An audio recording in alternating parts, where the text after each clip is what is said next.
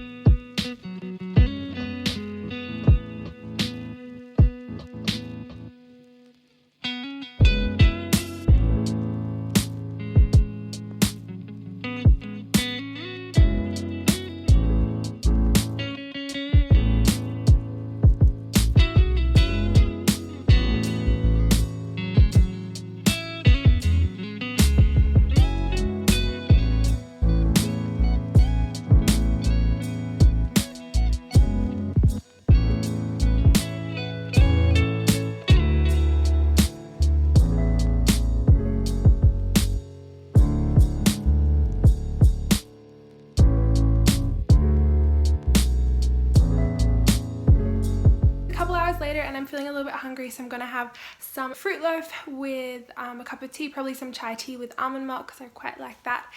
And I didn't talk about this beforehand, but I wanted this what I eat in a day to be intuitive eating, and basically what that means, if you guys aren't familiar with it, is just listening to your body and just judging whether you are hungry or if you're full, and eating when you're hungry and stopping when you're full, and asking yourself, am I still hungry, and if you should continue eating, or if you're not hungry anymore, then just stop, because that's basically you're full. Not until you feel sickly full. And I'm not following any weird bad diets because they don't work. I don't know if I've talked about this before. I've cut out meat a couple months ago, well, maybe 4 or 5 months ago. So I haven't been eating meat for almost half a year now. And that's just what's working well for me at the moment. So I don't drink cow's milk, but I do have yogurt now and then, and cottage cheese and cheese. So me eating intuitively today is something that I hope to always have. Like, it shouldn't just be some days intuitively, some days not. I know I've kind of just struggled with sometimes eating too much, sometimes overeating and restricting myself. So I think that everything in moderation is what is the key to a healthy relationship with food and a healthy diet.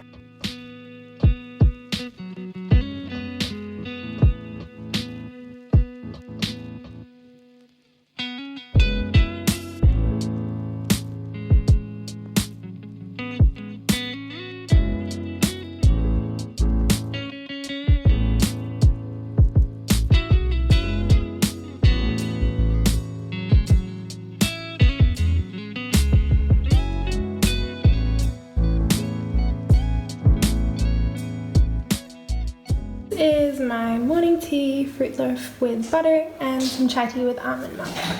It's about 2 o'clock now, and I'm hungry, feeling like some lunch, and it's kind of cold. Like, it's a bit cold in Canberra at the moment. So I was gonna make like some rice crackers or some toast with eggs and some salad, but instead I'm just gonna have some leftovers. I made this like lentil soup a couple days ago. It's like vegetarian. It's just like lentils, tomatoes, and some capsicum, and coconut milk is the secret ingredient to it, and it just has lots of curry powder and it's quite nice. I'm gonna have a bowl of that leftover soup, and I'll put some stuff on it like cottage cheese and hummus. And I'm gonna use this to make some kale chips to go with the curry. So I'm gonna be showing you how I make the kale chips.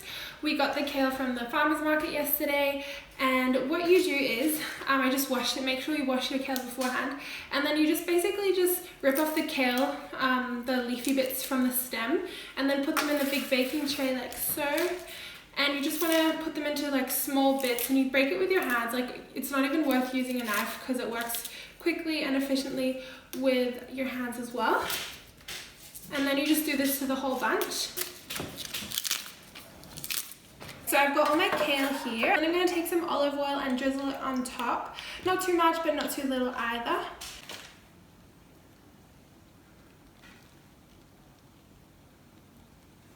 Yeah, that should be alright. And then I'm going to put some sea salt on as well. This is just Himalayan salt, so it tastes a bit salty and like chips. Yeah, as you like, as much as you want, as little as you want. You don't need that much.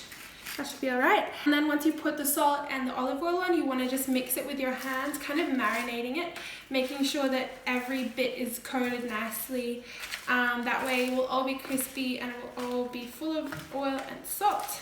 And it will cook quicker as well. Once this is all done, you're going to put it in the oven at about 200 degrees, I'd say for like 10 minutes, but you'll see when it's crispy, that's when it's done. And if your tray's kind of full like mine, you might want to toss it about halfway and see how long it takes. I'm going to pop this in the oven right now. And then to have with my lentil curry and my kale, I have these roti paratha. These we just got from Aldi, but you can also for sure get them at like Indian stores because they're typically an Indian homemade kind of flatbread that you have with curries and dal and different lentils, soups. So I'm just going to fry one of these in a pan, and we can do that now actually. You want to use a non-stick pan, and you don't need any oil or butter, just a plain pan, because these roti already have quite a lot of butter and I think fat like in between, so they're fine to cook by themselves. This is what they look like when they come out, just really simple. And then you just pop on your pan. It takes like 3 minutes on either side, and then you'll see it will become flaky and crispy, so I'm going to flip it over, and that's what it looks like. And then we'll wait for the other side to brown, and then it's done. One more time. Ta-da! Here's the lentil curry that I made the other day. And I'm going to put some toppings on. I'm going to put some mango chutney, no more spice because it's already quite spicy, and then some cottage cheese and some homemade hummus.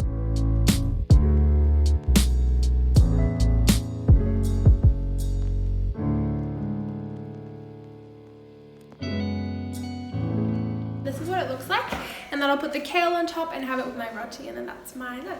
This is the kale after it's been cooking for like 10 to 15 minutes.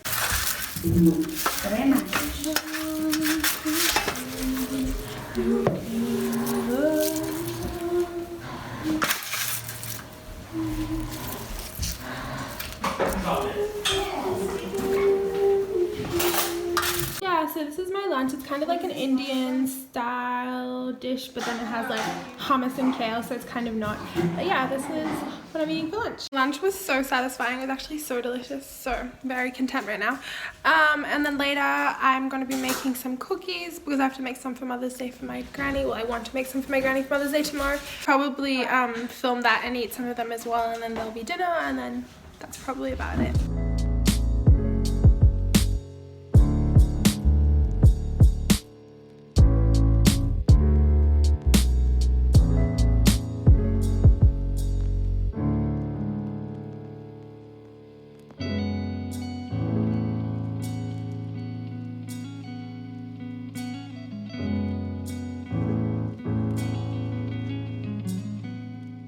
In the oven and they're baking, and while I'm waiting I'm gonna have a little bowl of oranges. This is just one whole orange chopped up in bits as a little snack, and some fruit and bananas. My sister cut it for me while I was baking. Thank you, Cheska. Thank you. These are the salted caramel shortbread cookies that I made. Some of them we'll eat tonight, and then most of them are going to my grandma because these are her favorite, and she usually buys them, but they weren't selling them in the store anymore, so I thought I'd make some for her at home. So yeah, this is the finished product.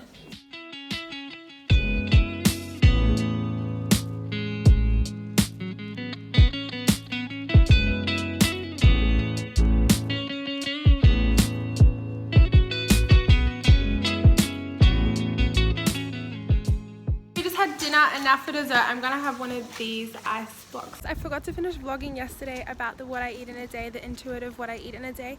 I just wanted to say that after dinner, for dinner, we just had a family meal that my mum cooked. We had rice with broccoli and carrots and mushrooms, and then my family had steak, but I'm not eating meat, so I just had an omelette with some tuna, which was quite nice. I didn't finish my plate because it was quite a lot, so I ate most of it, but I left a little bit. But then later I did have dessert, and for dessert I had one of those Vice ice blocks. I was gonna have the whole thing, but I wasn't feeling like it that much, so I had half of it, and then I put the rest back in the freezer, which I think like you can totally do. Like if you think you're hungry and you're going to eat something and then halfway through you're like, actually I'm not enjoying this, I'm not hungry, like you don't need to finish it, and that's something that I've been learning as well. So I just put it back in the freezer. I'll probably have it tonight. So that was my dessert.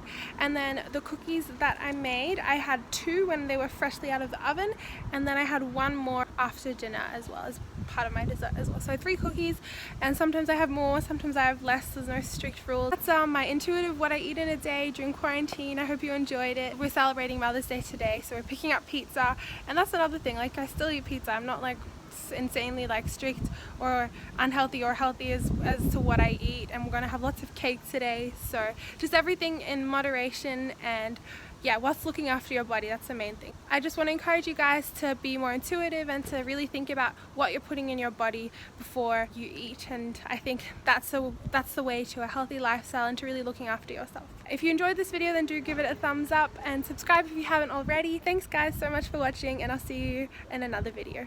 Bye.